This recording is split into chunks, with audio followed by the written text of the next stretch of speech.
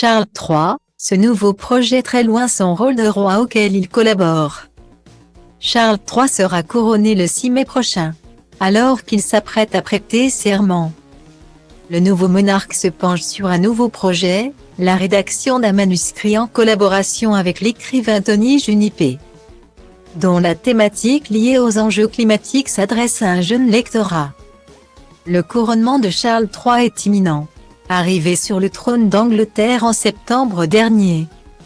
C'est le 6 mai 2023, à l'abbaye de Westminster, que le fils d'Élisabeth II sera couronné sous les yeux du monde entier et devant de nombreux convives.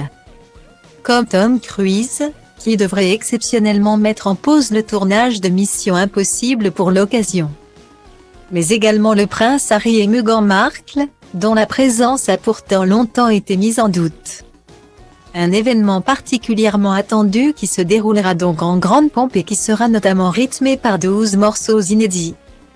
Si le nouveau monarque s'apprête à briser le protocole pour cette cérémonie historique, il pourrait bel et bien incarner l'image d'un souverain plutôt engagé et concerné par les problématiques contemporaines. Sur le point de prêter serment, l'époux de Camilla Parker Bowles se penche apparemment sur l'écriture d'un ouvrage qui, dédié à de très jeunes lecteurs, prend pour thème la sensibilisation au réchauffement climatique. C'est avec le naturaliste britannique et écrivain Tony Junipé, que le souverain co-signe ce manuscrit, dont la parution est prévue pour début mars, selon les informations rapportées par France Info.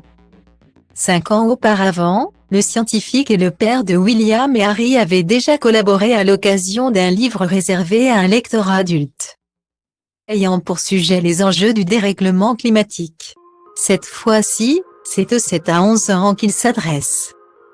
Auprès de ces jeunes lecteurs, il développe alors les mécanismes du climat, l'effet de serre, le rôle des océans, des forêts, ainsi que l'impact des activités humaines afin de mettre les faits à la portée des plus jeunes, c'est-à-dire de celles et ceux qui ont le plus à gagner à ce qu'on trouve des solutions, telles que l'explique Tony Junipé à la BBC.